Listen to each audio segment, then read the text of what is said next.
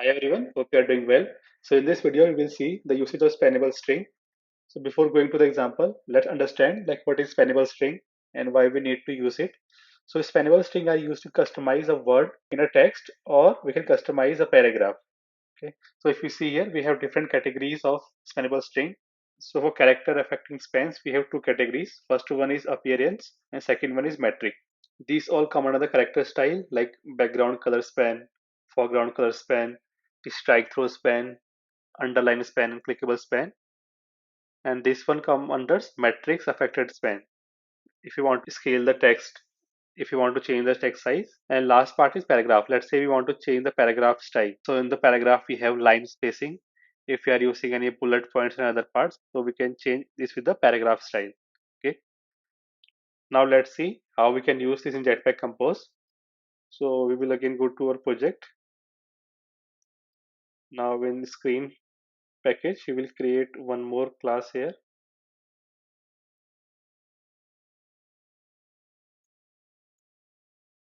So directly spannable strings are not used in Jetpack Compose. Here we will use buildAnnotatedString, where we apply a different style to a string, and finally we assign that string to a text or clickable text. Okay, so first we will create one composable function here.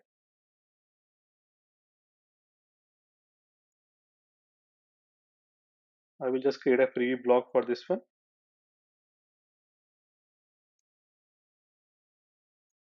And from this preview, we will call this composable function. Okay, so first create a one variable here. Well, spannable string is equal to build. Okay, now we have this build annotated string. Now we will just set this string to our text. Now here we have different function. If we want to add some text to this annotated string, we will use append. Now in the append, we can add a string. So we will say hello. And now you have noticed we have a hello text here. So next what we will do, we will just add a style. So to add a style, we need to use with style. Now in this with style, you can see we have two style. Either we can use span style or we can use paragraph style. Okay. So span style is used to change the character. So we will first use span style. Okay. Now again, span style has different attribute. Let's say you want to change the color. We can use the color attribute. If you want to change the font size, then we will use font size. Next one is font weight. Let's say we want to make our text to a bold, then we can use font weight property. Similar way, we have font style, like we want to display our text as normal, italic, and if you want to change the font family, we can change the font family also. So we will first see the usage of color. Now first we will use color. I'm using here a color of red. Okay. Now in this block, we will again append a string from. Now you can see this hello displayed in a black color. This is a default color for text UI component, and from displayed in a red color because we are applying a span style with color red.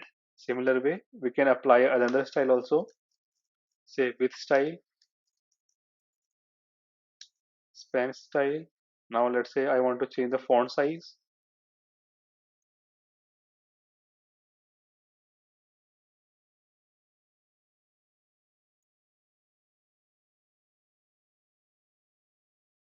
Again, go to its body, and here,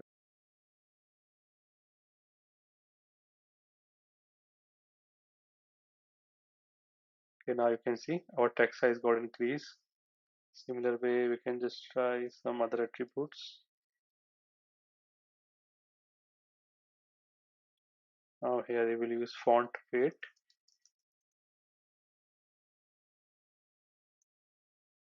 Okay, now you can see this text got bold.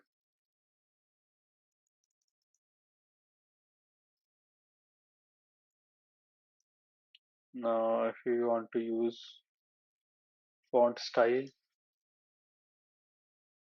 here it will be font style dot italic. So here you can see we have this italic font. Now we can see some other attributes. Now let's say you want to change the background. We can change the background also. Here we can add color dot yellow. You see the background got changed. Now next thing is, let's say you want to underline something or you want to use a crossover. So how we can use that part in this Spanish style? What we can do, text decoration. Now in the text decoration we can use line through. Now you can see this particular text got cut from the center. So if you want to use underline, we will use text decoration, and it will be text decoration dot underline. So now you can see this particular text got underlined. We can just change this particular text color.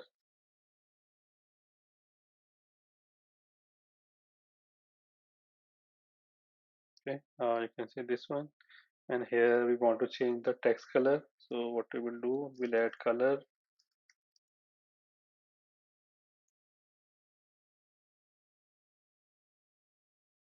So this way we will apply a spannable string to particular text. So now we want to provide a click to particular text. Let's say if I want to click on this from, now I want to perform some action. So how we can do that part? So for that part, we need to use annotated string. For this from part, we want to implement a click. So we will need to use with annotation. So now you can see with annotation, we have three functions. So first one is TTS annotation. So TTS annotation means text to speech. And second one is URL annotation. Let's say you want to add a URL annotation. When we click on particular text, it navigate to the some URL. And last one is with annotation. Okay. So we will first export this URL annotation. So we will use with annotation. And here we will use URL annotation. And here we need to provide a URL.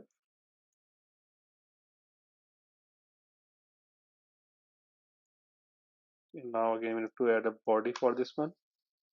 Now you have noticed here we are receiving an error because this is in experimental. So we will just add experimental annotation. Now here we can add this one, and we will just add a underline here and use its color to blue. Okay, now we have added this annotation. Now what we need to do, instead of this text, we need to use clickable text. Okay. Here we need to provide functionality for on click. Now here we cannot use this property. If you notice here, we are receiving it as an integer value. This value indicates the start of a click span. So here what we will do, our string is this one, build spannable string, and here what we will use, we will use get URL annotation. So here we need to pass start and end. So start and end will be this parameter it. Okay, so it will give us a list, but we only have one URL, so we can directly use get or null at 0 index. Okay, once we receive a value, so what we want to do on click of this particular from, we want to open a link on a web browser. So for that we need a URI handler. So we will just create a URI handler here. Okay, from this URI handler we will use open URI, and we will get the selected value from this particular it variable. We will use it dot item dot URL. So if you notice, we have one it here and one it here. That's why compiler is complaining. So maybe we can use here URL notation. Okay. Now we can just verify this on device. So we will just run this function. Okay, now we will just click on this from. So now you can see we are able to navigate to the web browser, and this particular URL gets open. So now let's say on clicking on this last string, we want to perform some action. So here what we will do, we will just change the string to something different. So we will use this function where we need to define tag and annotation. Okay, now let's say if I call a tag here, well, span tag is equal to Android, copy this tag here. Now next will be our annotation. So we will again pass span tag for annotation. Now here we need to pass a block. Okay, now in this block we will add this string. We remove this background and let's add a color to blue. And here we can use underline. Now here what we need to do, we will use build spannable string, and here we will use get string annotation. Now next will be we need to pass a tag. So our tag is span tag. Now next will be start. So what will happen when we click on this particular Android? So this particular it indicates to the starting character of this Android. Okay, so we can pass this it here. And for the last parameter, we can again pass it. So basically, if you see this documentation here, the end parameter is treated as an exclusive.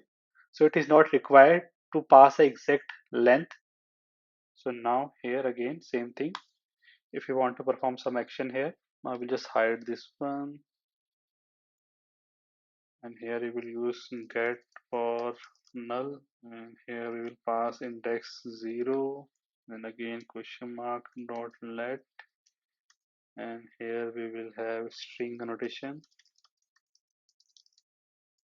So whenever we click on this one, maybe we can just try to show a toast message. So for toast message, we require a context. So we will say well context equals to local context dot current, and here we will just show a toast message context, and here we will use string annotation dot item dot length short dot show. Okay, now we can just verify this part. Okay, now I click on this one. Now you can see we are able to show the toast. So this way we can provide a clickable span. So similar way we have brush class also. So with the help of brush we can provide a multiple colors to a particular word. So let's say for this one with style, and here what we will use, we will use span style. Now in the span style we can use brush. So you can see here we have different type of gradient which we can use with the brush. So we will just try this one, horizontal gradient. Okay. Now for this gradient part, we need to provide a colors. So if you see here, we need to provide a list of colors. Okay. So we will use colors, list of, and in the list of, we can pass a color. Let's say color red, color dot hue, color dot yellow, color dot green, and inside this one we will create text append hello from multiple colors. Now we can just verify. So this way we can provide a gradient colors to a particular sentence. So now we will see how we can add an icon. Let's say you want to display an icon after this spannable. So we need to use append inline content and we need to pass a ID for it. So next we need to provide the content for this particular ID. Instead of clickable text, this particular attribute is set on a text. So we need to use text. It's equal to build spannable string, and here we need to provide inline content. So if we see here inline content require map, so we need to provide a map here, map. So now map of first will be our ID, and here this map will be of type inline text content. Now first parameter is placeholder. Let's hide this one. Here we need to define width and height. So we will try to set it based on the text size. So we will use text unit equals to 12f text unit dot sp.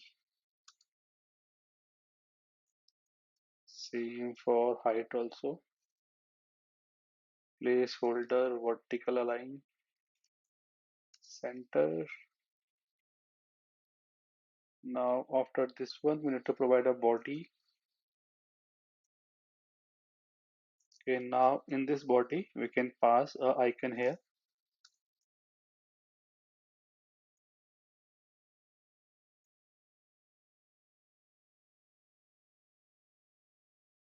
Now we can just verify this on device.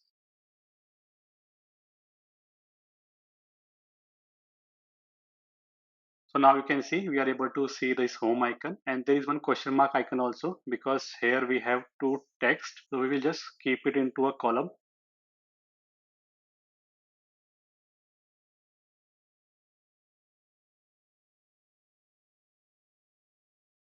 So now you can see the content are displayed correctly. So that much for this video. In the next video, we will see how we can change the background state when we focus or when we press any particular UI component. So stay tuned for further updates.